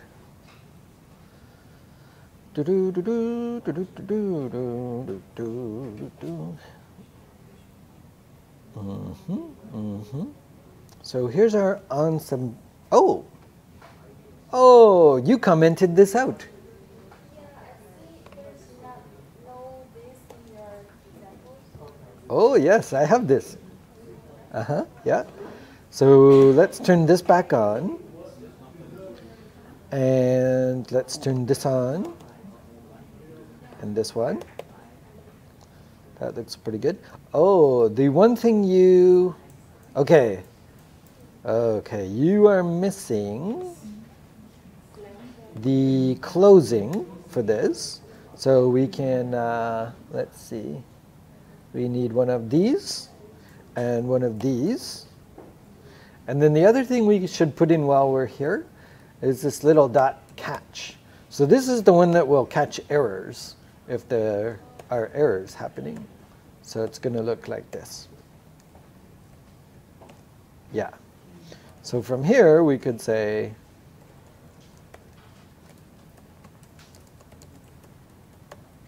yeah, let's give that a try. We should put an alert too.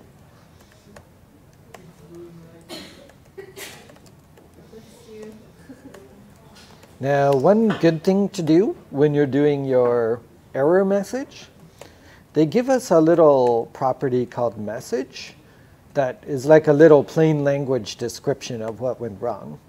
So I like to put it in the alert because then people are not wondering. So let's give this another try here.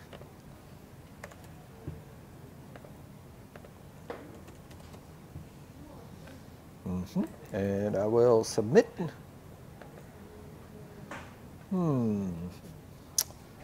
Oh, I think you're missing one more thing.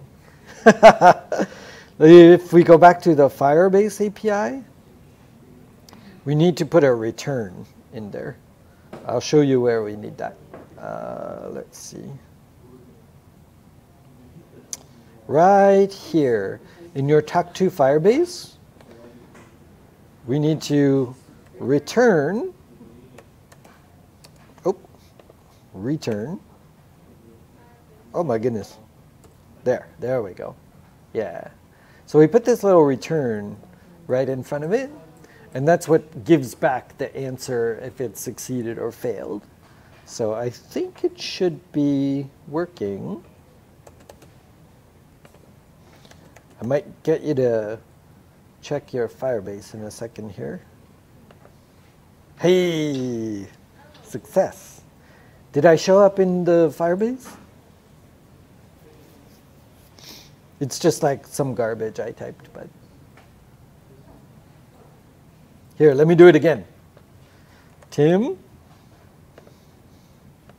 The description is Molly, submit, Now it should say like my name and your name.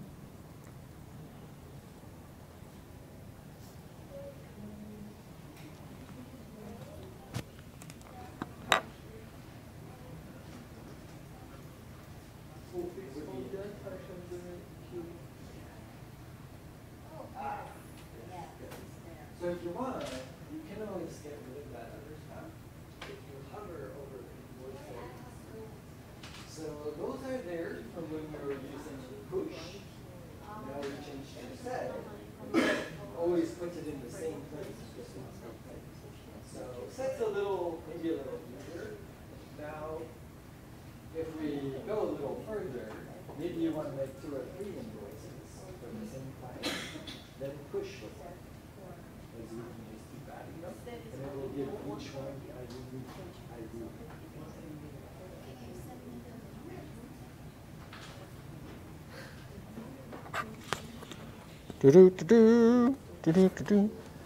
Emily, if you're still on there, quick question. How's the audio? Because I had to try a different microphone today. I'm out of batteries.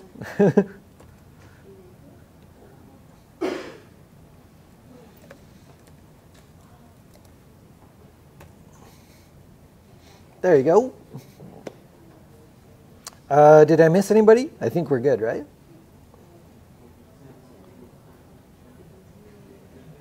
Okay. So I think we are pretty much out of time, but we made some pretty good progress there, right? We're able to submit. It also is able to load, and it knows when something has changed. So we're in a pretty good place. With the next lab, we could actually get our invoice dropped in on the right-hand side and have it start automatically updating as we change the invoice. So that's, pretty nice. Now this will also be a nice way for us to test your responsive. Because if you're able to take the invoice you've designed and drop it into the right-hand column and it's scales nicely and looks good, then you're in pretty good shape on your responsive design. So this is moving along pretty good. I think we're making some pretty good progress here. Yeah, so I will wind up the stream there and look forward to seeing you guys in the next one.